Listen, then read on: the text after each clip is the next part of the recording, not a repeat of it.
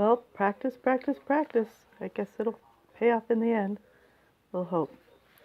Um, I wanted to give you an update for today. How I'm feeling. I've had a cold for the past few days. Very sore throat, lots of coughing, deep chest congestion. It was really not a fun few days. But I am starting to feel better today. I've been taking a lot of vitamin C, and I took a hot bath this morning with some Epsom salts, and now I'm really sore, and that confuses me because Epsom salts are supposed to help relieve the soreness. So I don't know what's up with that. Um, my pain today is probably a 7, especially my hips and my shoulders. My headache is like a 2, so that's not so bad today. But overall, I'm tired of getting over a cold. I expect that. Overall, it's okay. I'm doing pretty good. So one thing that's bothering me about fibromyalgia commercials and other vlogs I've seen is that so much of fibromyalgia is focused just on the pain. And fibromyalgia is so much more than pain. And the pain becomes overwhelming because you're not only dealing with the pain, you're dealing with everything else that goes with fibromyalgia, the brain fog and the fatigue and the digestive issues.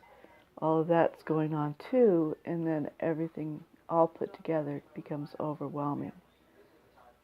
And the biggest thing about fibro pain is that nothing helps. Tylenol doesn't really do anything. Advil doesn't really do anything. The two of them together help a little bit.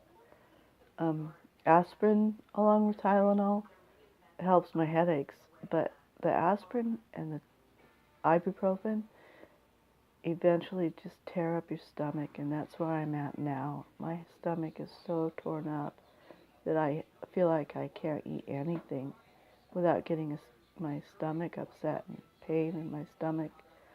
I also get a lot of shooting, sharp pains through my abdomen, and it's very hard to deal with. So fibro's not just pain. It's a lot of other things that go with it. My life, the fibro started when I was probably 11 or 12. I got some kind of illness. One summer I ended up with a fever. We had to delay our vacation, and my family was very upset with me for getting sick. And so they all got to go off to the movies, and I had to stay home in bed. And movies were a special thing in my household because there were 6 kids at home. So we hardly ever got to see the movies. So I'm laying in my bed. The top bunk bed is 3 tiers. And I heard my mom getting excited about something. And then she called in my dad. And there was a bear walking down in front of our house, just right down the road, right in front of our house. And that's one of the reasons I remember being sick, because I had to stay home and I had to miss that movie. And my parents saw a bear, and I wasn't able to get out of bed because I was so sick. I remember my wrists itching really crazy bad, real high fevers, and I had those fevers on and off for about a year. I'd get a fever, I'd go in, and they'd put me on antibiotics. They said it was tonsillitis, and I'd clear up for a while, and then I'd get another fever, and I'd go back on antibiotics, and that went on for about a year, and then they started telling me, we're going to take your tonsils out if this one doesn't work, and I quit complaining at that point because I didn't want to have an operation. I didn't want to go in and have my tonsils removed. That was no. So I quit complaining at that point. And I remember crying myself to sleep at night, wrapping my legs up in blankets to try and get them warm enough to stop hurting. I remember asking my older sister, how do you get to sleep every night? Because my older sister would just fall asleep. You know, she had no trouble. But I always had trouble falling asleep. And she couldn't help me. She had no idea what it felt like not to be able to sleep at night. So that was junior high, high school. You know, I was an honor student in high school, and I remember 7th grade we got the option of going into algebra or not, and based on my test scores, I was able to go into algebra, and I was so excited because math was something that I struggled with, but I was testing high enough to go into algebra. I was so excited, and I don't know, it just, everything started getting so much harder for me to deal with. I remember falling asleep in class because I was so tired and not being able to eat breakfast because my stomach was upset. It was just a really hard time, and I was not going to tell anybody because all they did was take me to the doctor and threaten to, yeah. It was horrible. I felt alone, and yeah, that was rough. So yeah, 21, I was finally diagnosed with fibromyalgia, and I felt like my life was over. Doctors told me there's nothing they could do. I just had to live with it. It's what they still tell people.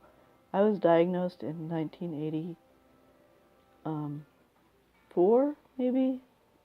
I don't know. Yeah, something like that. So it's been a long time, and the doctors are still telling us the same thing. There's nothing they can do for us. They don't understand what causes it, and you know, that doesn't make sense to me for them to be diagnosing people with an illness and still not be able to identify what the illness is. Many of the doctors don't even believe in it, the diagnosis, and there's nothing they can do to help us. That's crazy. So, yeah, every year seems like it gets a little harder. I lose more energy. It's harder to get up in the morning. It's harder to make my muscles move. Um, the brain fog is enormous right now. It's hard for me to, you know, I don't remember what I said 5 minutes ago. I don't, you know, I'll play this all back and look at it and say, wow, I said all that? Where did that come from?